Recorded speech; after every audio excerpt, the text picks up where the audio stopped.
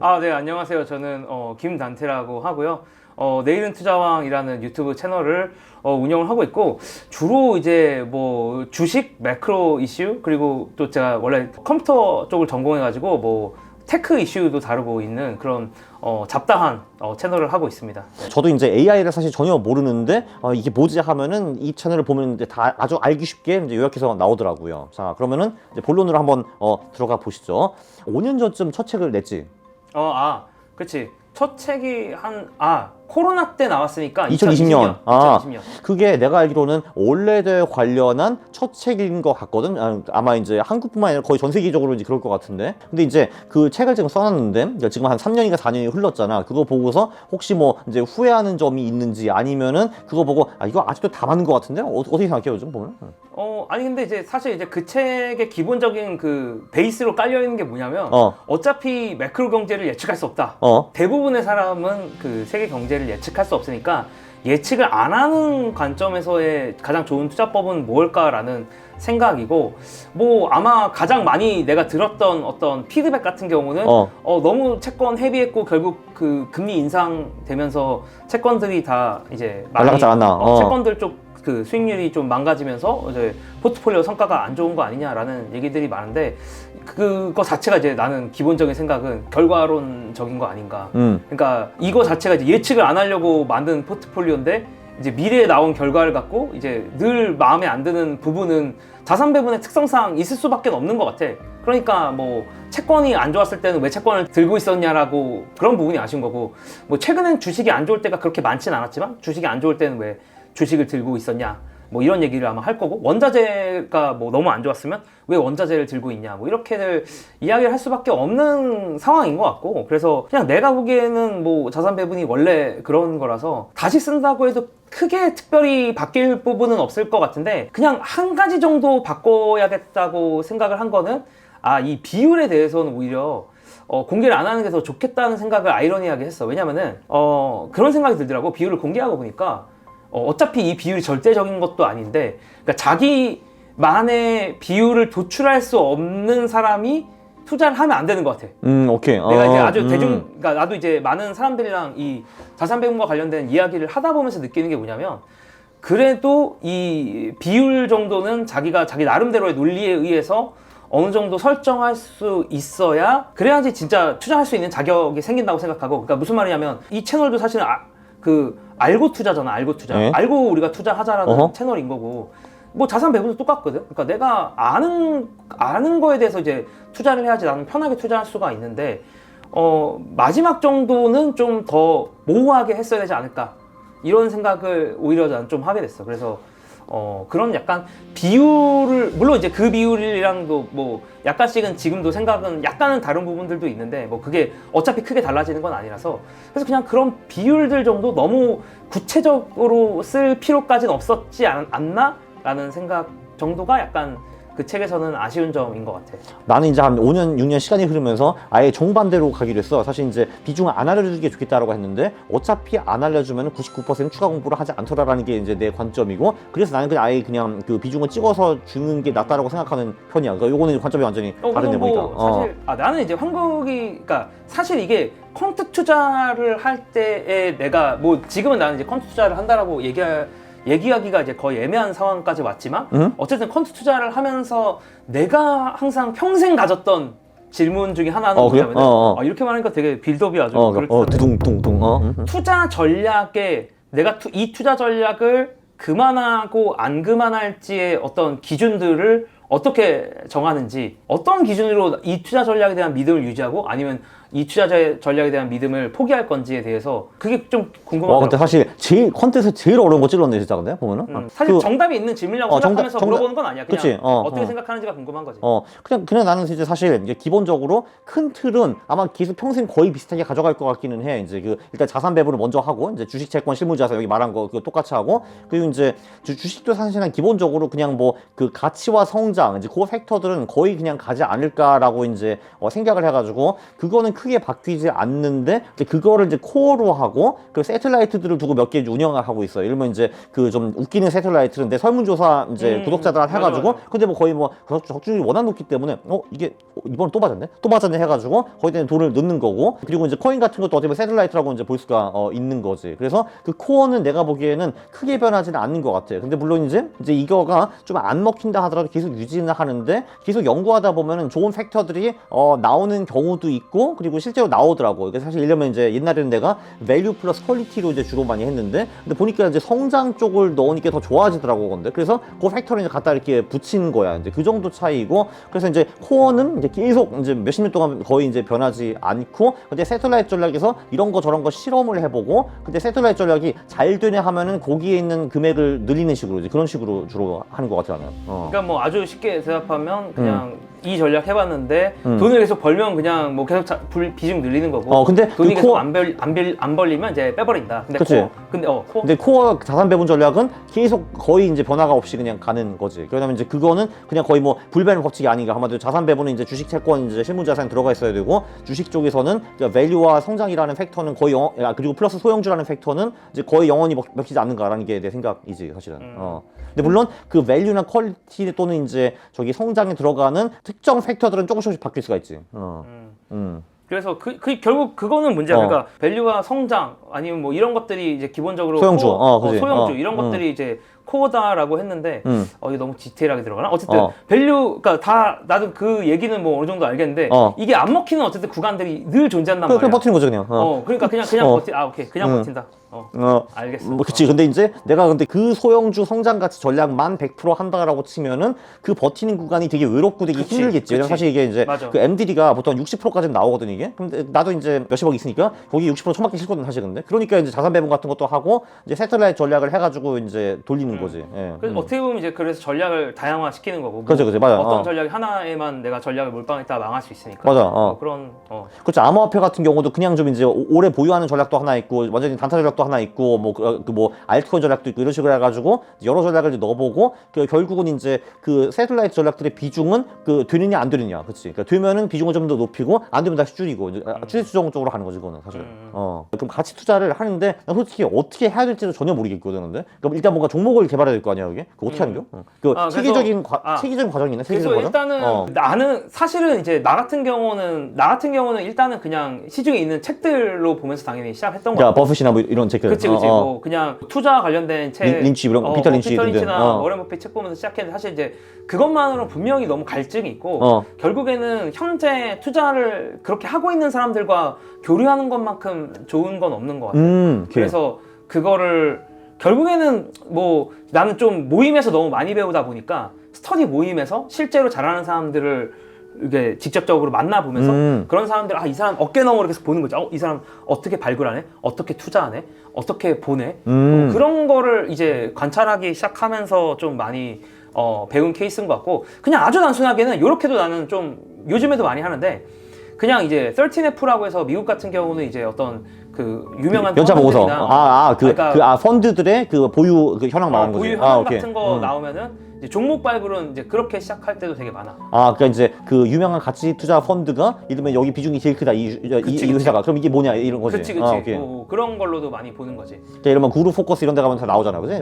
쫙 나와가지고. 메일 위스덤이나 뭐 그룹 포커스나 데이터 로마나 아니면 뭐 티커 같은 사이트도 있고 어쨌든 뭐 그런 사이트들 보면 나오니까 이제 그렇게 해서 시작을 할 때도 있고 요즘에는 아예 트위터에 내가 이제 좋아하는 종목 스티커를 이렇게 검색을 해.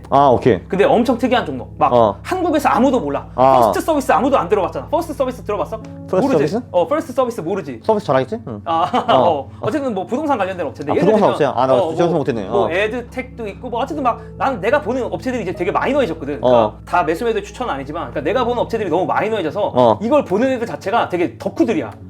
그래서 지금 이제 모임을 같이 하는 사람들은 이런 기업들을 보는 사람들이지. 한번 뭐 엔비디아, 마이크로소프트 얘기하는 사람 아니지. 그치. 그러니까 엔비디아, 마이크로소프트가 뭐 잘못됐다라는 게 아니라. 그거 당연하지. 그거 다 하잖아, 그거는. 나도 하잖아, 심지어. 근데 이제 시장의 알파는 알겠지만 소형주에 나는 더 있다고 생각하고 기관이 절대 건드릴 수 없는 사이즈여야지 된다라는 생각이 기본적으로 좀 있어서 지금은 사실 이제 중소형주에 좀 더 나의 관심이 사실은 가 있고 대형주는 이제 컨텐츠를 하기 위한 용도라면 이제 중소형주가 진짜 나한테 이제 투자를 하기 그치, 위한 이제. 결론은 이거 대가들의 포트폴리오를 딱 보고 각각 하나하나 왜 샀을까 한 번씩 뭐 찾아보거나 분석해 보거나 뭐 아니면 일단은 검색하는 것밖에 없는 것 같아. 내가 아무것도 모를 때는 그냥 그 종목 계속 검색해보고 직접 투자해보고 그리고 나랑 같이 투자하는 사람들 만나보고. 참고로 근데 이게 오해가 있을까봐 요것만 한마디만 더 하면 올레더를 안 한다는 건 아니야. 올레더도 하면서 나는 오케이. 이제 뭐 나는 약간 코어 세틀라이트라고 할 수도 있을 것 같고 어쨌든 이제 두 가지 전략을 크게 하는데 이제 하나가 그냥 올레더고 패시브하게 하는 거고 하나가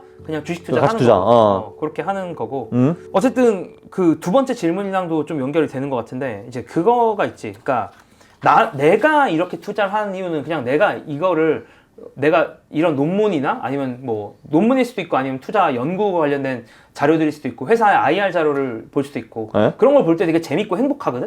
근데 지금 황국이가 이제 연구하는 그런 것들을 보면서 논문이나 아니면 뭐 여러 가지들을 볼 거 아니야? 이런 걸 보면서 아니면 뭐 엑셀을 막 이렇게 쿵짝쿵짝 할 텐데 그럴 때 행복해? 솔직히 나는 이제 그 가치 투자, 퀀트 투자보다 더 돈을 많이 버는 사람들은 트레이딩하는 사람들이라고 생각하거든. 사실 근데 잘 버는 사람, 그러니까 잘 트레이딩하는 사람들. 그러니까 사실 이제 맨날 실제 투자대 보면은 그 오닐, 미너빈이 그 부류다 다 우승하잖아요. 사실 이번에도 또 800%를 우승했더라고 보니까 한 사람이. 근데 이제 근데 그거는 내가 이제 그 에너지와 에포트를 많이 넣어야 되니까 그건 이제 못 하겠더라고. 그래서 그거는 패스하고 이제 가치 투자는 이제 보니까 내가 사실 이번에 그 작년에 우리가 이제 미국 가가지고 이런 거 사면서 처음 느꼈거든. 야, 저 기업의 스토리 때문에 눈이 반짝거리는 사람들이 진짜 있구나라는 거 내가 처음 알게 됐어, 사실. 근데 내가 그런 거를 한 번도 신경 써본 적이 없거든, 사실. 근데 뭐 이 기업이 도대체 뭘 하는 거고 어떤 돈 만들었고 이런 거에 대해서. 근데 이제 퀀트 투자 한마디로 이제 논문 통해 가지고 새로운 팩터 같은 거 찾아내고 한번 직접 돌려보는데 이게 되네 할 때 오는 희열이 이제 큰 거지, 사실. 근데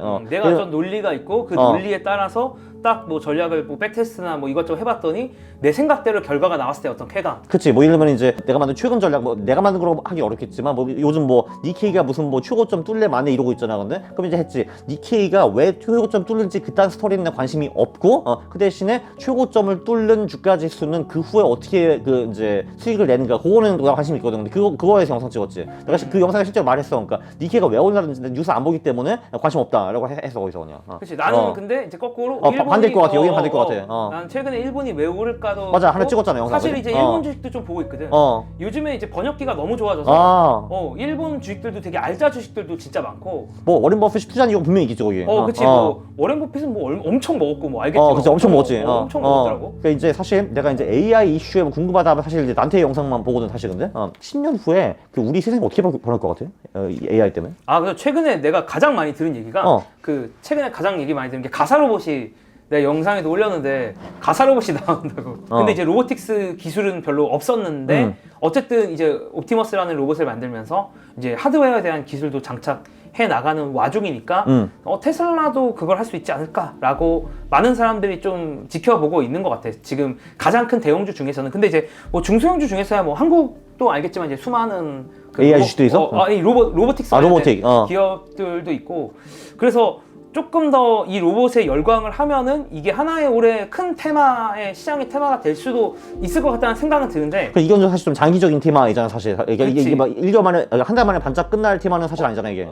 그렇긴 하지. 근데 이제 작년이 예를 들면 AI였다면 이제 올해는 뭐 로보틱스. 로봇일 수도 있지 않을까라는 생각을. 여러분 드셨죠? 로보틱스입니다. 24년에는 로보틱스. 일 수도 있지 않을까. 근데 있을 수도 있지 않을까. 큰 가격이 움직이고 있지 않기 때문에 그런 생각은 어느 정도 하고 있으면서 시장을 지켜보고 있다 정도로 얘기하는 게 맞을 것 같아요. 근데 큰 기업들이 뭔가 한두 번 더 놀래켜줘야 되는 것 같고 인공지능은 계속 놀래켜주고 있잖아.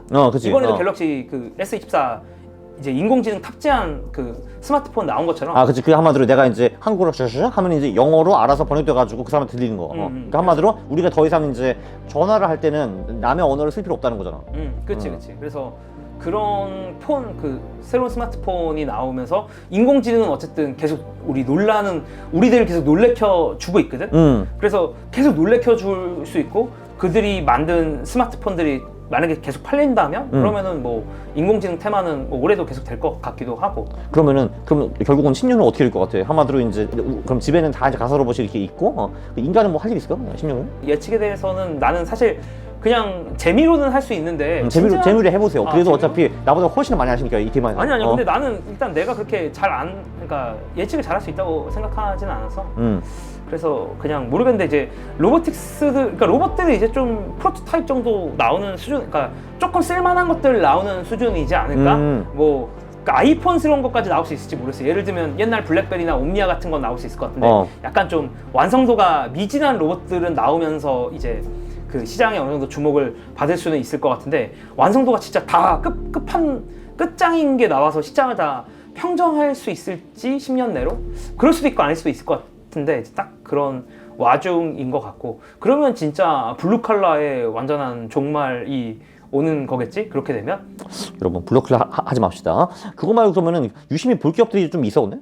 근데 이제 나는 테크 유튜브는 많이 찍지만 특히나 이제 AI 관련돼서는 영상은 많이 찍는데, AI 관련된 주식을 나는 아이러니하지만 생각보다 그렇게 관심이 있지는 않아서. 소비지 쪽으로 많이 가는구만. 버핏처럼. 소비재나 이런 거는 좀 더 재밌는데 되게 니치하고 이런 거는 좋아하는데 막 아니 저런 게 뭐 이런 거. 저런 걸로 돈을 번단 말이야? 이런 건 되게 재밌었는데 막 지금 예를 들면 AI로 가면 나는 이제 테리 스미스가 한 말을 제일 좋아하는데, 테리 스미스라고 이제 영국의 워렌 버핏이라고 불리는 이제 되게 유명한 투자자 중에 한 명인데, 그분이 우리가 언제는 미래를 제대로 예측했느냐, 그러니까 최종 승자를 제대로 예측한 적이 있냐 라는 얘기를 하더라고요. 스마트폰은 다 옛날엔 블랙베리가 이긴다고 생각했고, 노키아 있었고, 노키아 블랙베리 이긴다고 생각했고, 후아웨이도 있었고, 웹사이트는 야후가 이긴다고 생각했는데 그리고 CPU는 인텔이 다 짱 먹을 거라고 생각했는데 아니 우리가 언제는 이런 테크의 최첨단의 미래를 제대로 예측한 적이 있냐, 최종 승자를. 근데 어떻게 지금 예측한다고 하는 거냐. 나는 당당하게 지금 예측을 하지 않겠다, 이렇게 아예 테리 스미스는 그러니까 지금 관점에서만 투자를 하겠다, 약간 이런 식으로 이야기를 하고 있긴 하더라고, 테리 스미스가. 사실 이제 워렌 버핏도 계속 뒷짐지고 있다가 이제 애플이라는 최종 승자가 나온 후에 그 후에 들어가가지고 100조 버신 거잖아, 그지? 그렇지. 뭐 그러니까 뭐 비슷한 식으로 버핏처럼 할 수도 있고 뭐 선도를 할 수 있으면 조금 더 빨리 선도할 수도 있을 것 같은데, 그냥 기본적으로 내가 갖고 있는 생각은 뭐 일단 AI는 흥미로우니까 지켜보는데 내 돈을 넣어가지고 투자하기는 좀 이르다라고 볼 수 있는 거야? 그치. 맞아. 세 번째 질문은 여자 이상형 연예인이 누구지? 나 근데 연예인들 진짜 잘 모르는데. 아니 이게 뭐 아무나. 나도 근데 그거 생각을 그러니까 이제 별로 안 해보기도 했는데, 그냥 딱 보면은 근데 쟤는 이쁘다 안 이쁘다가 보이는데, 근데 그걸 내가 이제 이제 체계적으로 나누지 못하겠어. 그러니까 당연히 기본적으로 눈 두 개, 코 하나, 입 하나는 있어야겠지. 근데 이제 그거는 당연히 아는데 너무 컨트적인 대답이고, 그냥 딱 바로 생각나는 여자 연예인 지금 여자 연예인 누가 떠올라라고 하면 한 3명 정도 생각날 거 아니야. 근데 진짜 그러면 아는 1위를 뽑을 수가 없으면 한 3명이나 5명까지도 내가 허락해줄 테니까. 근데 진짜 아는 사람 별로 없어가지고. 그냥 아니 아는 사람은 이쁘니까 기억하고 있는 여자 연예인 있을 거 아니야. 이쁘니까 기억하는 여자 연예인. 글쎄. 아니면 칼투에 꼭 나왔으면 좋겠다, 이 여자 연예인 나왔으면 좋겠다 하는 그런 여자 연예인도 없어? 글쎄. 진짜 아무도 없어? 내가 진짜 이름 아는 사람들 바로 수밖에 없어가지고 진짜. 뭐 굳이 말하면은 이제 어차피 가장 유명한 사람이 이제 블랙핑크고, 거기는 4명이 있고. 그렇지. 4명 안에 4명 다 꽤 이쁘다는 거 알고 있어. 그러니까. 그 중에 블랙핑크 중에서 누구 제일 좋아해 그러면? 그거는 글쎄. 그건 보이다. 진짜? 그것도 모르겠어. 그냥 다 4분 다 이쁘시네 뭐 그 정도는 알아놔도. 근데 그 중에서 내가 면밀히 보면서 이제 저 사람은 눈이 이렇게 생기고 이게 그게 약간. 근데 면밀히 보지 않아도 내 마음이란 건 그냥 갈 수 있는 거니까. 면밀히 보지 않아도 갈 수 있지. 그러니까 그냥 갈 수 있는 거죠. 그냥 뭐 꽃이 예쁘네, 약간 뭐 이런 것처럼. 아니야, 4명 다 이뻤어 그냥. 4명 다 이쁘다. 그죠. 그럼 블랙핑크를 1위로 그냥 선정하고.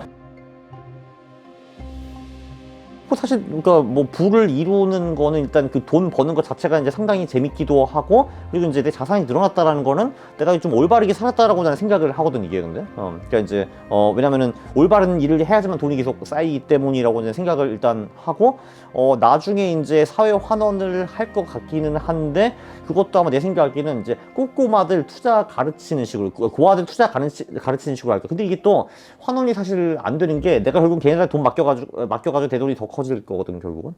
그런 거는 할 생각이 있어. 근데 사실 아니 그거보다 내가 이제 뭐 세상과 사회의 무슨 미션을 이루기보다는 그냥 내가 재밌는 거 계속 하면서 살아가는 게 내 목표야, 사실은.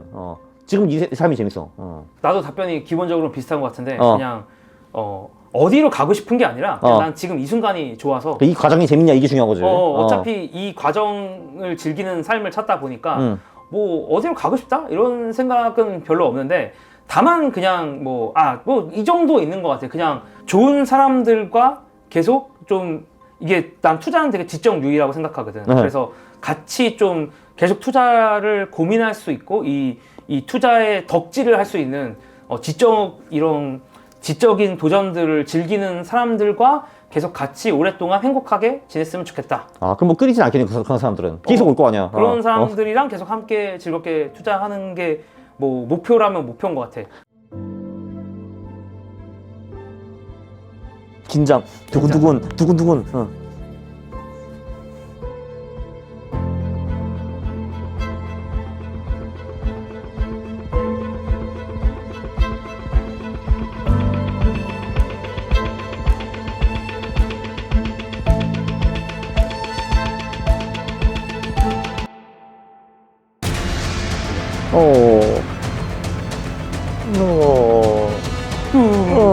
뚱뚱뚱뚱뚱.